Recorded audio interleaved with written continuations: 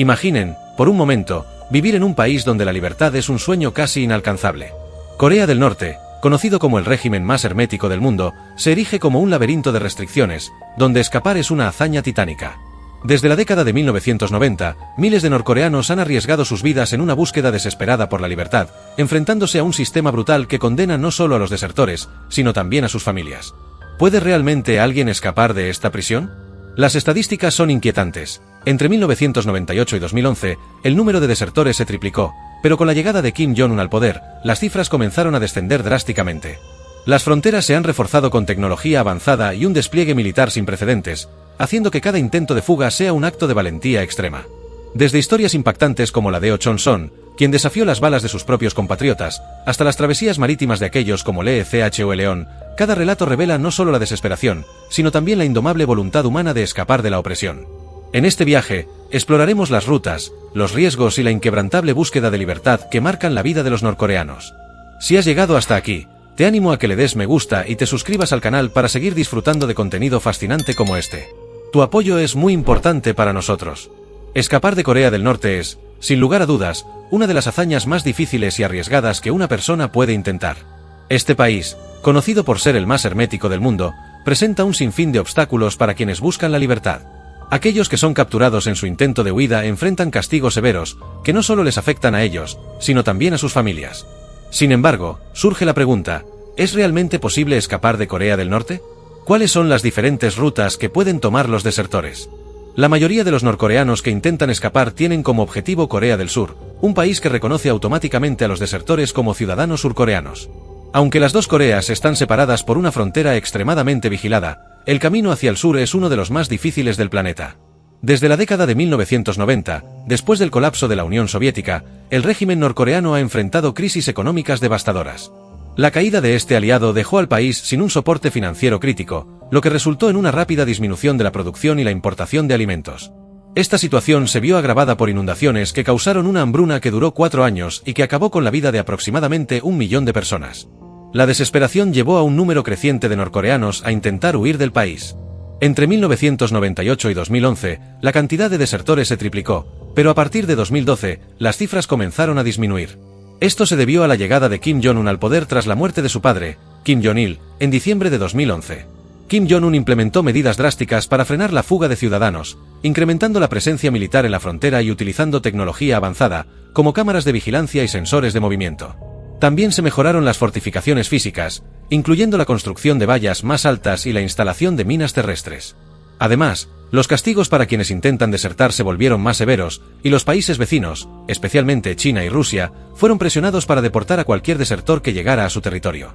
En 2020, la pandemia de COVID-19 trajo consigo restricciones de movimiento aún más estrictas, lo que llevó a Corea del Norte a reforzar su frontera con China y Rusia.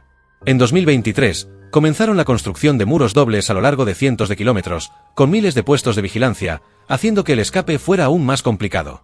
Las rutas de escape para un ciudadano norcoreano son limitadas, siendo la más directa la travesía hacia Corea del Sur. Sin embargo, cruzar la frontera intercoreana es extremadamente peligroso. La zona desmilitarizada que separa a las dos Coreas se extiende a lo largo de 238 kilómetros y tiene un ancho de 4 kilómetros. Aunque se llama desmilitarizada, está custodiada por más de 1 millón de soldados en ambos lados, y está llena de muros altos, alambres de púa y minas antipersona. Es un territorio que, para muchos, solo puede ser cruzado por aquellos que se encuentran en una desesperación absoluta. Un ejemplo impactante de esta valentía fue el caso de Oh Chon-son, un soldado norcoreano que decidió desertar mientras vigilaba la frontera en el pueblo de Panmunjom. A pesar de que sus compañeros le dispararon, logró cruzar la línea divisoria y fue encontrado por soldados surcoreanos. A pesar de las heridas, su historia se convirtió en un símbolo de esperanza, y fue aclamado en Corea del Sur. Otra alternativa para escapar es a través del mar, aunque esta opción también conlleva enormes riesgos. La Marina norcoreana realiza patrullas constantes a lo largo de la costa, lo que hace que escapar por esta vía sea casi imposible. La mayoría de los norcoreanos no tienen los recursos para adquirir una embarcación, por lo que la única opción viable es nadar.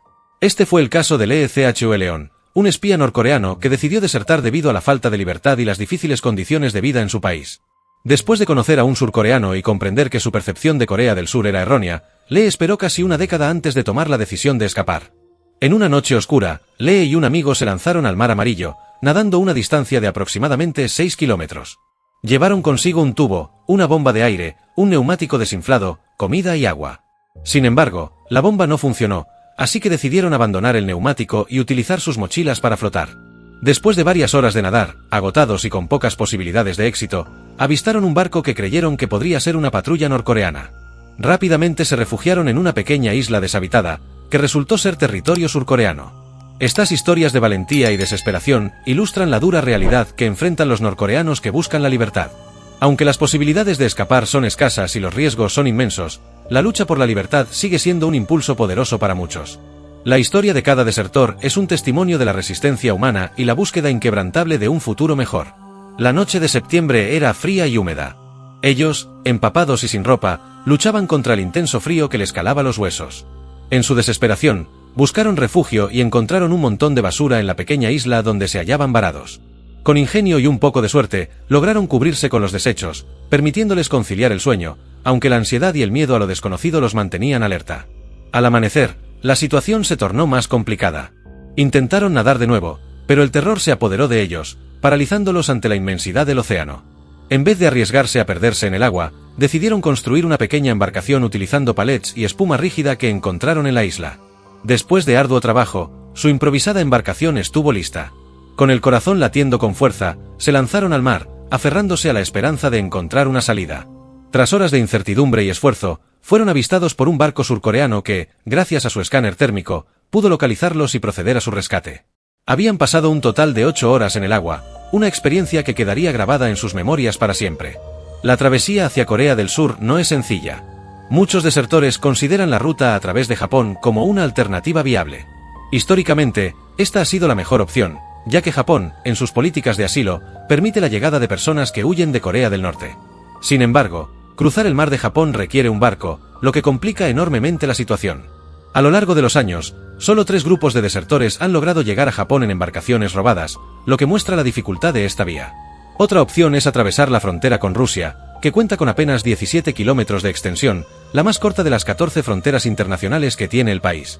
Este tramo está conformado casi en su totalidad por el río Tumen, lo que significa que la única oportunidad para cruzar es durante el invierno, cuando el río se encuentra congelado. Los desertores deben encontrar una de las pocas zonas donde el doble muro norcoreano no está presente, y tras cruzar, enfrentarse a un arduo recorrido de 300 kilómetros por Siberia en condiciones extremas, donde las temperaturas pueden descender a menos 30 grados. El objetivo final es llegar a la embajada surcoreana en Vladivostok, pero el riesgo de ser detectados por las autoridades rusas, que podrían deportarlos de vuelta a Corea del Norte, convierte esta travesía en una misión casi imposible. La cuarta opción es escapar a China, donde la frontera también está fuertemente vigilada. Sin embargo, a diferencia de la frontera con Rusia, la de China se extiende a lo largo de 1,350 kilómetros. Este recorrido se complica por la presencia de muros y la geografía del río Yalu, que también es más fácil de cruzar cuando está congelado. A pesar de las dificultades, el hecho de que muchos desertores sean de etnia coreana facilita que pasen desapercibidos en ciertas áreas. Al cruzar la frontera, llegan a la prefectura autónoma coreana de Yan'an, donde la población local puede ofrecer algo de ayuda en forma de comida y refugio. Una vez en China, muchos desertores intentan llegar a la embajada surcoreana en Shenyang, aunque el camino puede variar entre 250 y 800 kilómetros, dependiendo de la ruta elegida. Sin embargo, la embajada está bajo vigilancia estricta para prevenir la llegada de desertores, lo que añade un nivel de riesgo a esta opción. La quinta vía implica atravesar China para llegar a Mongolia, un país que ofrece la posibilidad de enviar a los desertores a Corea del Sur de manera gratuita. Este viaje requiere recorrer más de 1000 kilómetros y decidir entre cruzar el desierto del Gobi o rodearlo por el norte. Una decisión que puede ser crucial dado el clima extremo de la región. Un testimonio muy conocido es el de la norcoreana Hya Park, quien escapó en 2007 junto a su madre, atravesando el desierto y enfrentándose a una red de tráfico humano antes de ser rescatadas por activistas. Aunque su historia ha sido objeto de críticas, es un claro ejemplo de las dificultades y peligros que enfrentan quienes buscan la libertad. Finalmente, la séptima y más complicada opción es atravesar toda China para llegar a algún país del sudeste asiático. Esta ruta se complica debido a la desconexión del oeste de China y la posibilidad de ser identificado por las autoridades. Países como Kazajistán, Kirguistán y Tayikistán, que son prorrusos, suponen un riesgo adicional de deportación. Pasar a través de Afganistán es casi imposible debido a la falta de infraestructura. La opción más viable en esta ruta es Tailandia, donde muchos desertores intentan llegar a través de autobuses o trenes, especialmente desde la ciudad de Kunming, que es un importante punto de tránsito. Espero que hayas disfrutado de este increíble viaje. Suscríbete y no te pierdas nuestro próximo vídeo. Hasta la próxima.